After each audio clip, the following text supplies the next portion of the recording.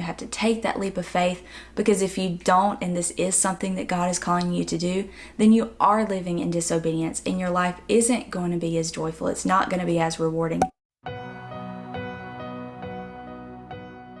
Hey guys, welcome to my channel. My name is Maddie and I'm a homemaker, a wife, and a mom to 2 under 2. In today's video, I want to discuss homemaking, some of the fears you may have about becoming a homemaker if you feel led, if you have that desire to quit your job to stay home.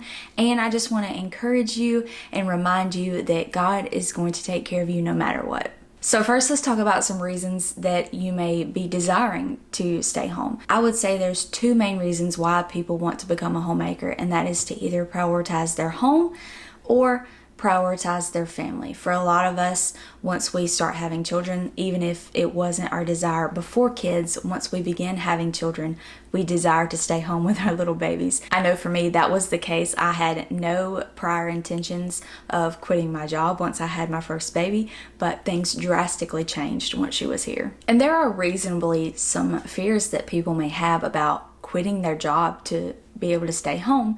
Obviously, there's a loss of income. For a lot of families, that can be very scary to quit your job and just have to put all of your faith and trust in the Lord to provide for that loss of income. I would say another big fear people have about becoming a homemaker is the fear of isolation, the fear of loneliness, which is also totally reasonable. When you make that decision to become a homemaker, to stay home, you're either by yourself all day, every day until your husband and the rest of your family come home, or you are by yourself with young children all day, every day, and the only interaction you have are with little people for the majority of your time. And I would say even if you are an introvert, that can still weigh heavy on you, the loneliness and the isolation, which is why you have to put things in place to make sure that that does not happen. And the last big fear that I want to touch on is the fear of future regret.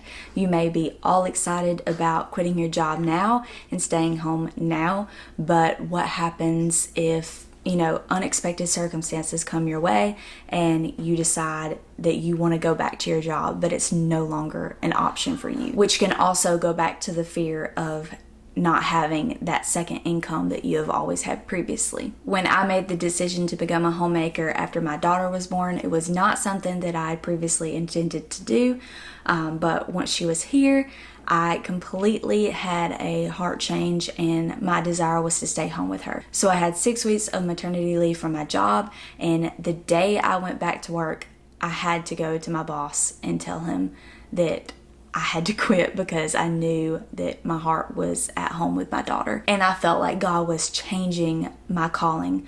If you didn't know, my husband and I are youth pastors, but at the time I was also working for our church as the worship pastor assistant.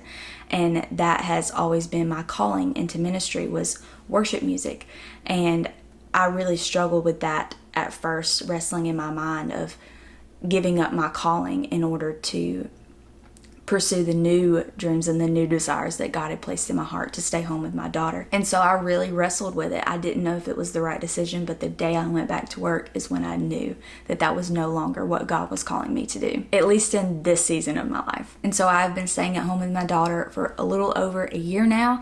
And now also I just had another baby, so we have 2 children. I'm taking care of 2 children at the house, and the days are not always easy, but it is such a blessing to be able to stay home with them. And if you are trying to decide if homemaking is the right decision for you and your family, I just want to encourage you that if God has called you to do this, He will provide for you. He will take care of you. And although your fears are very valid, I just want to encourage you and remind you that God has it all handled. You just have to put your faith and trust in Him. You have to take that leap of faith, because if you don't, and this is something that God is calling you to do, then you are living in disobedience and your life isn't going to be as joyful. It's not going to be as rewarding. But I do have some practical advice for you guys today if this is something that you believe is the right decision for your family. The first thing is to spend money wisely. I cannot stress this enough.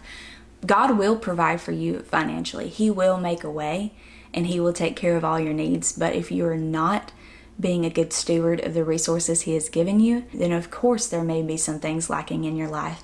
And it's not because God didn't provide, it's because you blew the money on something you shouldn't have. And this lifestyle change may mean that you have to give up some things that you were previously used to. You may not be able to go out to eat as much. You may not be able to do all the things that you used to do. But it is worth the little sacrifices that we have to make as a family in order for me to be able to stay home with our children. Not to mention, we don't have to pay for daycare. My next tip is to meal plan. This is something that I never did before kids, and after having kids, I realized the importance of it. Also, it kind of goes back to spending your money wisely. When you know what foods you have, you know what foods you need to buy from the grocery store without just spending money randomly buying random things, you are able to save a lot of money. And without meal planning, I personally wouldn't be able to do that. I don't even physically walk into a grocery store anymore. I buy everything online and get it delivered to the house. But it is still really easy to scroll and look at all the items and all the advertisements that they're giving me and buy random things that I don't need, that aren't part of my meal plan. And if I didn't have that meal plan in place, I would have a pantry and fridge full of groceries with no idea what I'm making for dinner that night. And I'll be honest, this isn't something that I'm always the best at. Sometimes I can get a little lazy with it and then I instantly regret it. When it's time for dinner and I don't know what I'm making for dinner, it is so stressful. And so trust me, it may be more time on the front end to plan out your meals for the week, but it is so worth it on the back end to not have to scramble around getting dinner ready to figure out what I'm gonna make. My next tip is to build community. If you do not have community, then you will find yourself in that lonely and isolated place that we talked about. And this is something that I still struggle with all the time, even though I have plenty of friends that I could choose to spend time with.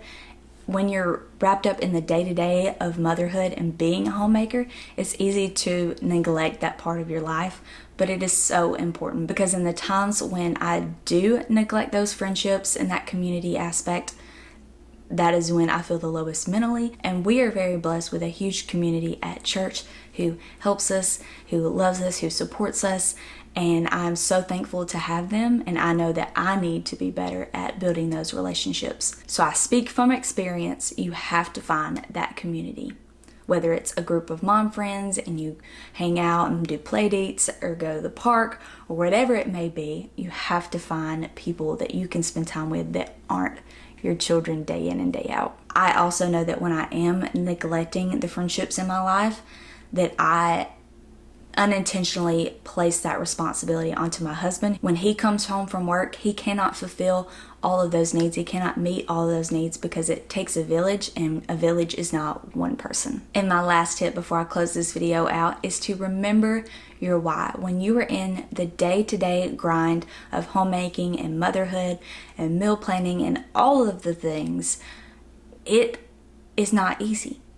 Although it is very rewarding, it is not easy, and you're going to need to remember your why when you're in those low moments. Why did you make the decision to stay home? Like we talked about in the beginning of this video. Was it because you wanted to prioritize your home? Was it because you wanted to prioritize your children? Or whatever the reason may be. You have to remember your why in those moments, because if you don't, you will become discouraged, you will become weary, and you will be in the place that we talked about earlier where you at one point were excited about making the decision to stay home, and now you're in a future place of regretting it, and it doesn't have to be that way. And at the end of the day, we have to find our strength from the Lord, our wisdom from the Lord, and our peace and joy in Him. It can only be found in Him, because if we rely on ourselves or other things or other people, it is eventually going to let us down. So that is the end of this video today. I hope you were encouraged, and if you were on the fence about making this decision to stay home and become a homemaker, I hope this was helpful for you. And just remember that if God is asking you to quit your job and to stay home and become a homemaker, to take care of your children or to take care of your home, then He will help you through it. He will provide. He's not going to let you down. If you were encouraged, give this video a like and then subscribe to my channel if you want to see more videos about Christian lifestyle, homemaking, and motherhood. I love you guys. God loves you, and be blessed.